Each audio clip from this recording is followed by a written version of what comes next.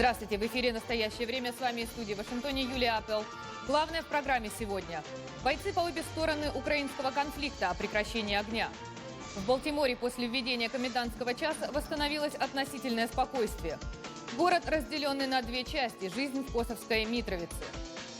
Начинаем с новостей из Праги. Сергей. Спасибо, Юлия. События дня в настоящем времени из Праги. Я Сергей Дорофеев. Здравствуйте. Правый сектор сегодня пикетировал администрацию украинского президента. Так, несколько сот человек, это данные Интерфакса, выражали свое недовольство ситуацией вокруг базы правого сектора в Днепропетровской области. Ее своими блокпостами окружили десантники вооруженных сил. По словам лидера добровольческого корпуса Дмитрия Яроша, начальник Генштаба при этом ничего о действиях десантников не знал. И вот сегодня утром Минобороны назвала блокировку базы учениями. Напомню, сейчас добровольческий корпус проходит процедуру легализации. К вечеру в правом секторе заявили, что конфликт исчерпан, разоружать их никто не будет. Корпус по-прежнему готов входить в состав вооруженных сил. Но в это время ситуация в зоне конфликта накаляется. Судя по сообщению нашего корреспондента на Донбассе Зинаиды Бурской, бойцы с обеих сторон не относятся к мирным соглашениям всерьез. Говорят, перемирие только оттягивает решение проблемы. По условиям перемирия украинским военным и бойцам непризнанных республик на востоке страны запрещено открывать огонь. Однако режим прекращения огня регулярно нарушается. Действий их никаких нету с нашей стороны. Все действия идут с их стороны, не с нашей. О, Господи, да вчора просто-напросто стрельнули чуть-чуть більше, ніж обично. Навірно, перевірка боєм. Просто-напросто. Ну нічого сверхъестественного тут нема. Це сама гаряча лінія фронту, отут вона весь рік була. Вот этот бой за аеропорт, прилегаючі території, тому що, по суті, то Пески. І 2 кілометри взльоти, а це вже город. Недалеко от города Брянка в сторону передовой движется колонна бронетехники. Местные дети говорят, что видят танки и БТРы каждый день. Бойцы не говорят, куда именно направляются. От 9-этажного дома, который сейчас занимают украинские военные, до передовой 2-3 километра. По другую сторону контактной линии западная окраина Донецка и аэропорт. Вчера гораздо сильнее, чем предыдущие были обстрелы, и бои были гораздо серьезнее.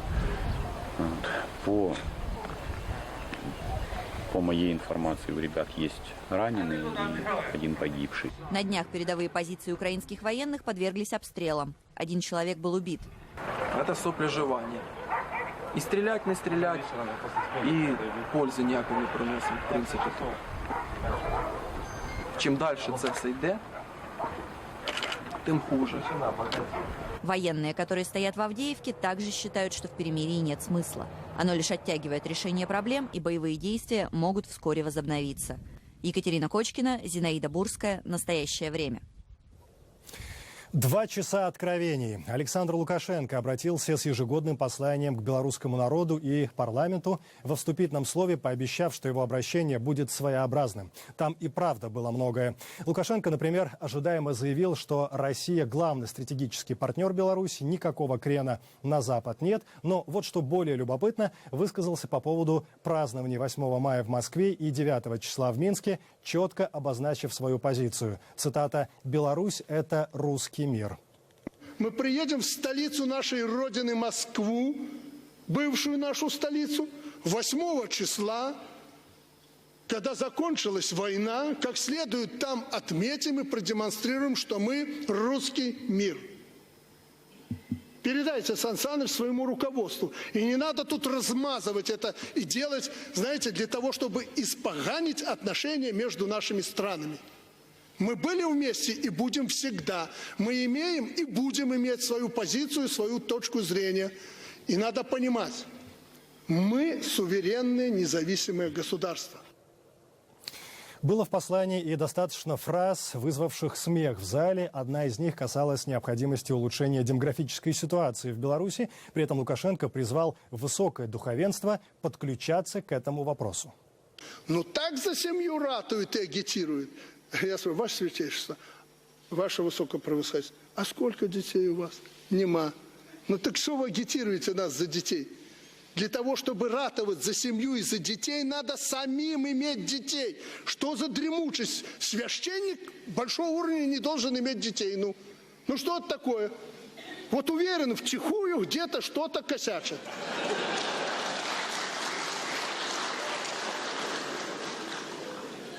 Дети должны быть, чтобы ты был человеком. Нет детей – не человек. Радиоактивный пожар. Вчера днем, вечером и всю сегодняшнюю ночь горел лес в зоне отчуждения вокруг Чернобыльской АЭС. Огонь бушевал на территории около 400 гектаров. Ветер в момент пожара был южный, как и в 1986 году. Сразу после аварии на ЧАЭС дым относило в сторону Беларуси. В МЧС республики утверждают, ситуация под контролем. Украинские коллеги всегда на связи. Премьер Украины Арсений Яценюк, осмотрев горящие территории с вертолета, попытался успокоить сограждан. Ситуация под контролем. До самой станции около 20 километров, и наша служба по чрезвычайным ситуациям довольно активно работает для того, чтобы остановить распространение пожара. Туда направлены 3 самолета, 1 вертолет и значительное количество техники. Сейчас, по данным украинских спасателей, в зоне отчуждения продолжается тление. Крупных очагов огня нет. Радиационный фон в Киеве и области в норме. Между тем, накануне независимые экологи из Greenpeace заявляли о возможности повторного загрязнения территории. Так, о темпах ликвидации стихии у них своя информация.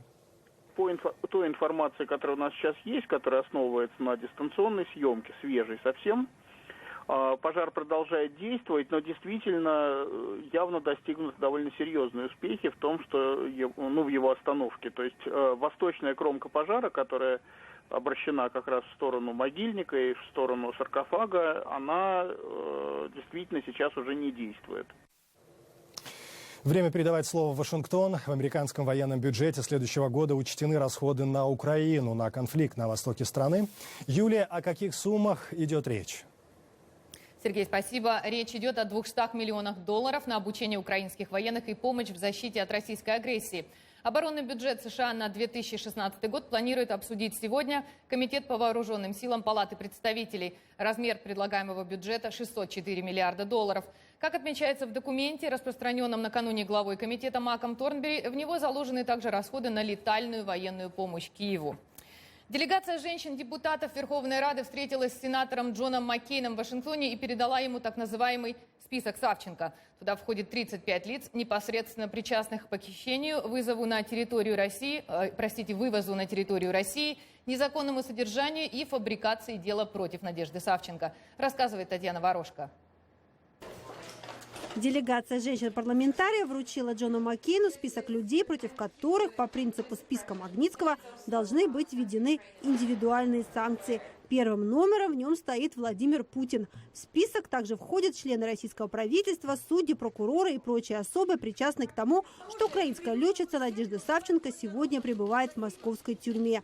Во время встречи с сенатором, по словам депутата Марии Ионовой, говорили о судьбе Савченко и о ситуации в Украине. Маккейна убеждать не надо, но мы сказали ему последние цифры, последнюю информацию, потому что мы знаем, насколько минские договоренности от 15 февраля не выполняются другой стороной, то есть Россией. Мы хотим, чтобы сенатор Маккейн дальше давил в вопросе санкций. Мы говорили о Наде Савченко, которой мы гордимся. Мы, как женщины, хотим донести, что каждая женщина в Украине, она за мир. Этот список женщины-парламентарии также передали в Госдеп и другим американским законодателям. В интервью «Голосу Америки» Джон Маккейн заявил, что ему неизвестно, станет ли обстрел Широкино и возможное наступление на Мариуполь поворотным моментом в подходе США к противодействию российской агрессии.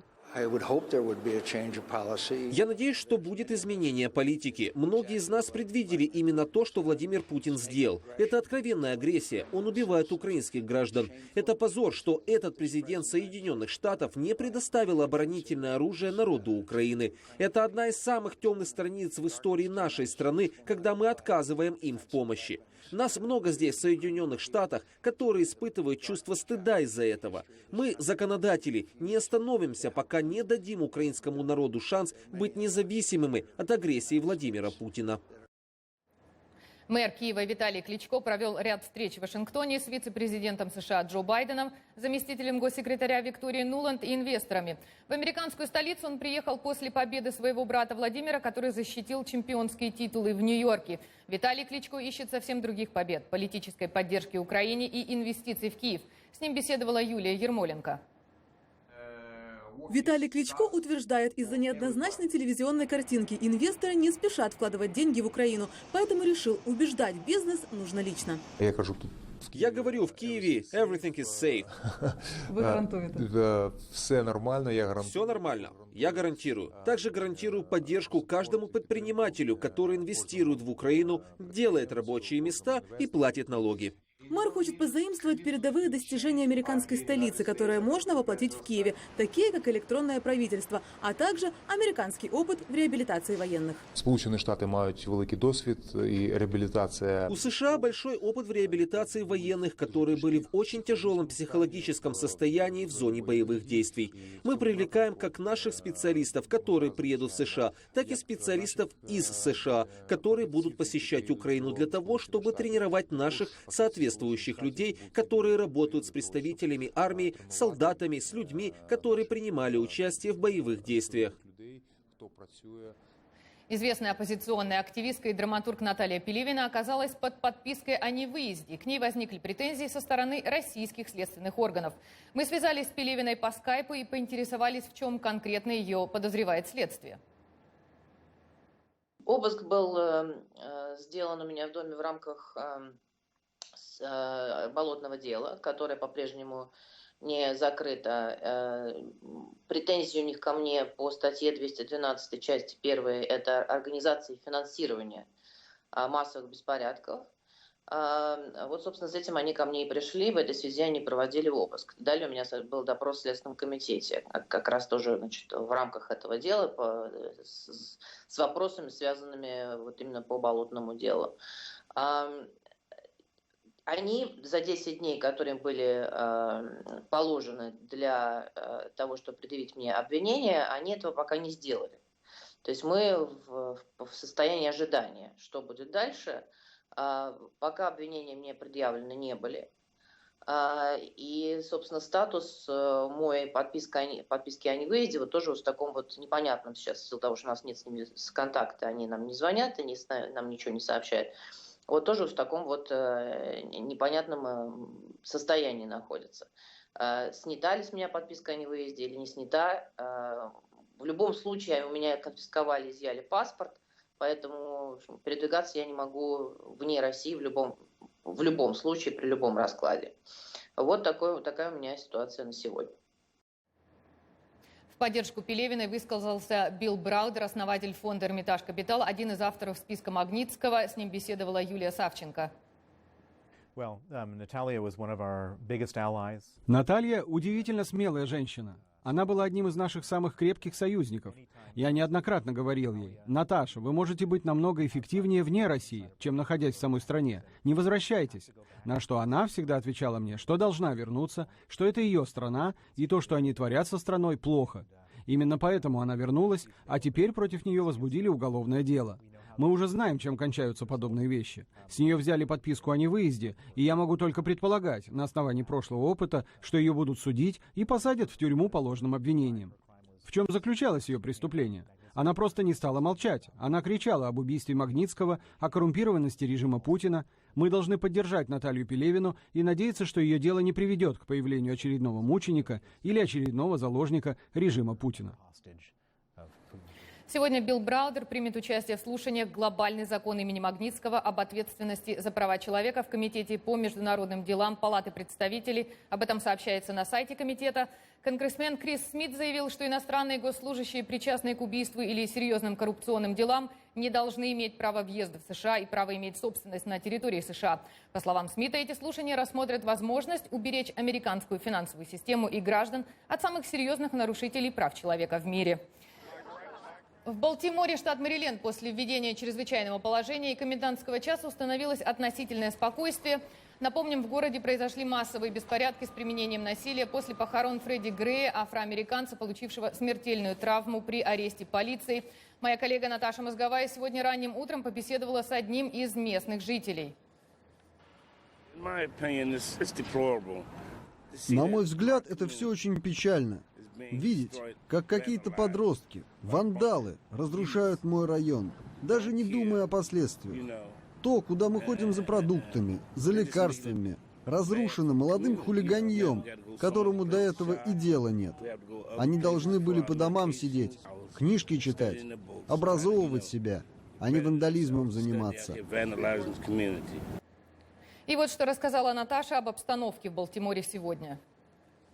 Я нахожусь сейчас в центре Балтимора на пересечении Пенсильвания-авеню и Норт-авеню, то есть то место, которое было в понедельник вечером эпицентром беспорядков.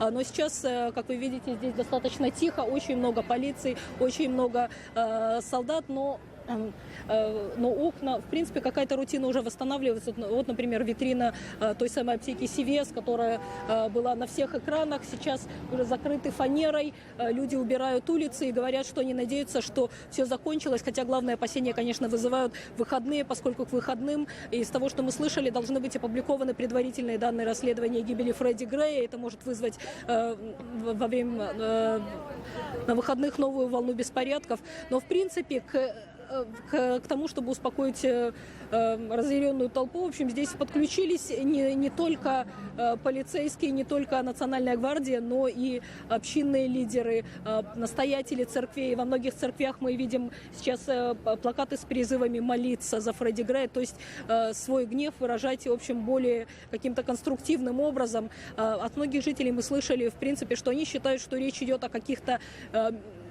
провокаторах извне, хотя, в общем, большинство арестованных во время беспорядков были местными. Еще от многих людей здесь я слышала, в принципе, что речь не идет в Балтиморе о неком противостоянии, ну, скажем, белой полиции, да, и афроамериканской общины, но о проблемах бедности, которые иногда выливаются в такую агрессивную форму. В принципе, рутина сегодня восстанавливается, школы уже открылись, но вот, например, до сих пор считается, что игра, бейсбольный матч между местной командой и гостями пройдет сегодня на пустом стадионе, хотя сама игра состоится, но людей туда не пустят. Так что, в общем, о полном восстановлении рутины еще говорить не приходится. Наташа Мозговая из Балтимора. Другая тема. В преддверии Международного дня в защиту свободы печати, который отмечается 3 мая, правозащитная организация Freedom House представила ежегодный доклад о свободе прессы в мире. По данным экспертов, ситуация со свободными СМИ самая худшая за последние десятилетия. Россия опустилась в рейтинге еще ниже и вместе с Эфиопией и Саудовской Аравией делит 180-182 места. Проблемы отмечены и в США. Александр Панов продолжает тему. Рейтинг Freedom House, старейшее в мире исследование свободы прессы, составляется в 35-й раз. В этом году специальная карта в Вашингтонском музее средств массовой информации вновь частично перекрашена. Зеленый цвет у стран, где пресса свободна. Лучшие – Норвегия, Швеция, Бельгия, Финляндия, Нидерланды. Желтый цвет там, где СМИ частично свободны. Красный – государство, где пресса не свободна. Только каждый 6-й житель планеты живет в странах, где пресса свободна. Худший в рейтинге свободы прессы – Северная Корея, 199 место. Пропаганда вместо информации, строгие ограничения в доступе к интернету. И, наконец, безграничный культ вождя, лидера нации Ким Чен Ына. Среди аутсайдеров Узбекистан, Туркменистан, Крым в статусе некой территории, а также Беларусь, Куба, Сирия, Иран, Эритрея и Экваториальная Гвинея. Если считать КНДР образцом взаимодействия власти и прессы, то сразу несколько государств уверенно двигаются в эту сторону. В том числе и Россия. Она расположилась недалеко, делит 180-182 место с Саудовской Аравией и Эфиопией. Российские СМИ сыграли важную роль в подготовке российского общества для войны с Украиной, отмечают авторы доклада. В России мы видим ужесточение в преследовании независимых журналистов и изданий, попытки бороться с неугодными блогерами. Мы видим переход к откровенной пропаганде, ведущейся из Кремля, к неприкрытой лжи, когда речь идет об Украине и действиях Запада. Это не просто возврат к советским временам, это даже хуже. Шельмование украинских властей, США и Запада со стороны выглядит отвратительно. Безусловно, в таких условиях перед нами стоит задача пытаться доносить объективную информацию до граждан России. Россия усиливает свое навещание, пропаганду на зарубежные страны, как на русскоязычную диаспору, так и на западную аудиторию. И это не только телеканал RT. Россия не слишком ухудшила позиции, потому что она уже опустилась вниз за последние годы. Национальное телевидение практически полностью проправительственное. Принимаются новые законы по укреплению контроля над СМИ. Российские власти стремятся расширить свое влияние за рубежом. Учрежден новый мультимедийный проект «Спутник», ведущий радио и интернет-вещание на многих языках. Рейтинг Украины повысился. Из категории несвободных она перешла в категорию государств с частично свободными СМИ и занимает 128 место. США только на 31 месте в связи с событиями в городе Фергюсон и преследованиями людей, которые обеспечили утечку секретной информации в СМИ. Общие выводы доклада не радуют. На протяжении 10 лет ситуация в мире со свободой прессы ухудшается, причем негативные процессы заметно ускорились. Александр Панов, Дмитрий Шахов. Настоящее время. Вашингтон. Внимание к докладу о свободе прессы проявили во всем мире. Сергей, эфир ваш. Да, Юлия, относительно рейтинга Freedom House мне остается добавить, что российское руководство не раз называло подобные отчеты ангажированными. Впрочем, сами россияне не всегда готовы верить сообщениям даже своих федеральных СМИ. Например, в преддверии отпускного сезона, это касается отдыха в Крыму. Пусть телеканалы и расхваливают условия на полуострове, люди не торопятся в крымские здравницы. О том, как в турбизнесе России бизнеса остается все меньше, наш корреспондент Андрей Королев. Лондон, Париж, Испания, Италия – любимейшие направления. Генеральный директор московской турфирмы «Алиф» Павел Марков перечисляет страны, куда еще год назад его корпоративные клиенты отправлялись на отдых. Экономический кризис, международные санкции и, как следствие, обрушение рубля заставляют людей отказываться от привычных туров и выбирать, быть может, не менее интересные, но уж точно более дешевые направления. В данный момент мы организуем мероприятие в Самарканде. Ереван, Тбилиси, ближнее зарубежье, Подмосковье, Москва, вообще Российская Федерация. Фирма «Алиф» – одна из немногих занимающихся в Москве исключительно корпоративным турбизнесом. Среди клиентов IT-компании, штат которых составляет преимущественно представители так называемого middle-класса. Пассивный пляжный отдых для московских белых воротничков скучен. Они требуют не столько комфорта, сколько зрелищ. Предложение компании Ольги Санаевой намного шире, и потому потери кажутся ощутимей. Если этот год пройдет, ну, скажем так, на таких средневзвешенных позициях, да, арифметических, то это будет, слава богу, потому что, конечно, времена в туризме тяжелые.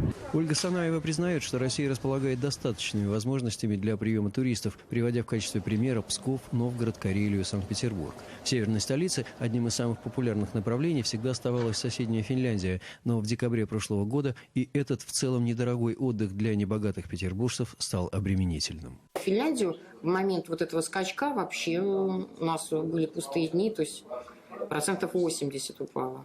Турфирмы Петербурга чуть ли не первыми в стране стали переориентироваться на обслуживание внутренних маршрутов. А есть люди, для которых это в диковинку, которые летали все время в Турцию, в Египет или в Испанию, а сейчас пришли к мысли, что в целом им остается там либо Крым, либо Сочи, либо Геленджик, либо там Черноморское побережье наше. Но все-таки большое количество туристов, которые, особенно из центральных регионов, либо из южных, предпочитают добираться туда автомобилем. Местное время 10 вечера. Идут вторые сутки стояния в очереди на паром. В этом году туристов ожидают трудности не только с отсутствием транспортной инфраструктуры. Строительство моста в Крым, кажется, не просто затягивается, а откладывается на неопределенный срок. Нет никакой ясности и с санаториями. Ксения Аблис, Андрей Королев. Настоящее время. Санкт-Петербург, Москва. Водитель трамвая. В Иркутске сегодня это одна из самых востребованных профессий, а все экономический кризис. Потерявшие работу люди идут в депо. Зарплата небольшая, но платят стабильно.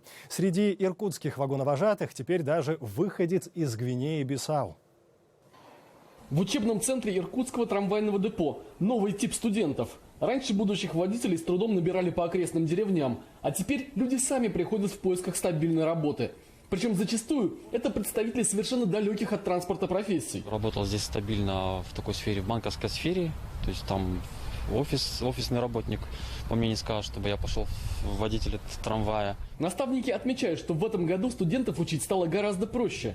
приходят, как правило, достаточно молодые мужчины, которые уже имеют большой трудовой опыт и осваивают новую профессию без каких-либо сложностей. В условиях экономического кризиса водитель трамвая – это одна из лучших работ из тех, что можно найти в городе. Во-первых, экономическая, наверное, обстановка. Много же, вот железные дороги что, не зря пойдут, если там сокращений нет, да? Продавцы, парикмахеры, психологи у нас работают и работает сейчас еще. Еще вот приходили инженеры. Сейчас на курсах появились даже 2 африканца. Оба живут в России по 20 лет. У каждого свой небольшой бизнес. Но теперь им пришлось сдать свои магазины в аренду и радикально изменить жизнь. Пример у них есть. В Иркутске еще 2 года назад появился первый темнокожий вагоновожатый Франсуа из Гвинеи-Бисау.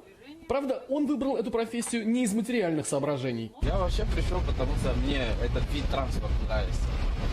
Он меня сразу удивил, когда я приехал в Россию. Начальная зарплата вагоновожатого 15 тысяч рублей. Людей привлекает то, что в депо оформляют на работу в полном соответствии с трудовым законодательством и предоставляют социальный пакет. Да и квалификацию можно повысить, а тогда и зарплата будет больше. Конфликты последнего времени в Югославии, Грузии и Украине разнятся по-своему, но одинаковы тем, что делят жизни на до и после, проводят новые границы по территориям стран и улицам городов. Мы начинаем цикл сюжетов о том, как живут Балканы после Югославской войны. Сегодня отправляемся в Косовскую Митровицу, небольшой городок, сейчас на севере независимой республики Косово. Этнический конфликт и бомбардировки сократили его население более чем на треть. О том, как сегодня живет город, разделенный пограничным столбом. Корреспондент программы «Настоящее время» Александр Силич.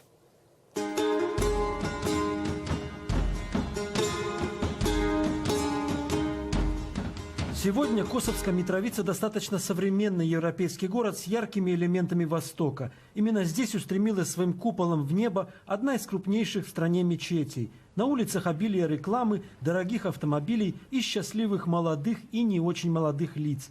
Ничто, кажется, уже не напоминает о событиях 16-летней давности, которые остались только в памяти свидетелей, один из которых 88-летний житель города Байрам Михолли. Каждое такое воспоминание причиняет ему боль. Повсюду разрывались гранаты и свистели пули. Вся эта площадь была покрыта телами убитых. Кровь текла по улице рекой. Я чудом уцелел, просто сбежал от сербских полицейских.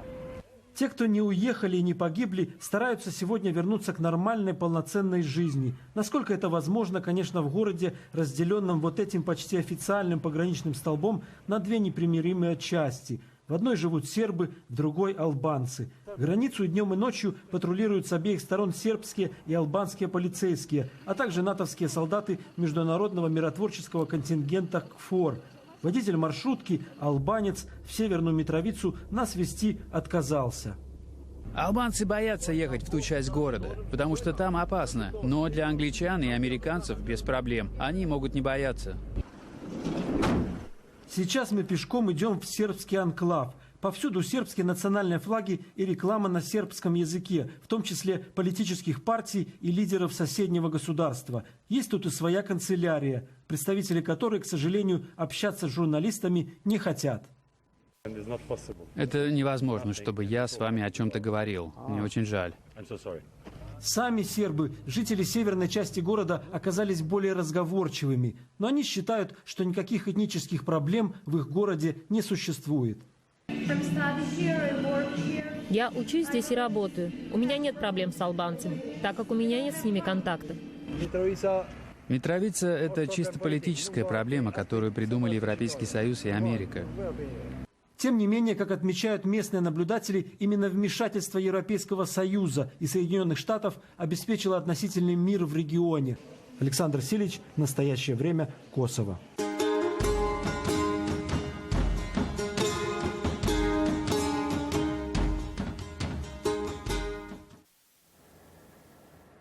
Во вторник Верховный суд США заслушал выступление сторон по делу, которое может иметь прецедентное значение. Однополые браки в настоящее время разрешены в 37 из 50 штатов и в федеральном округе Колумбия.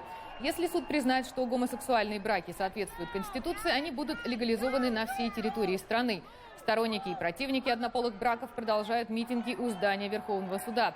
Ожидается, что окончательное решение Верховный суд вынесет до конца июня. На этом наша передача подошла к концу. Спасибо, что были с нами. Смотрите нас на сайте currenttime.tv, присоединяйтесь в социальных сетях и до завтра. Сергей. Мы благодарим коллег в Вашингтоне и всех наших зрителей. Смотрите нас в эфире своих национальных телеканалов. В настоящее время Сергей Дорофеев. Всего доброго. До свидания.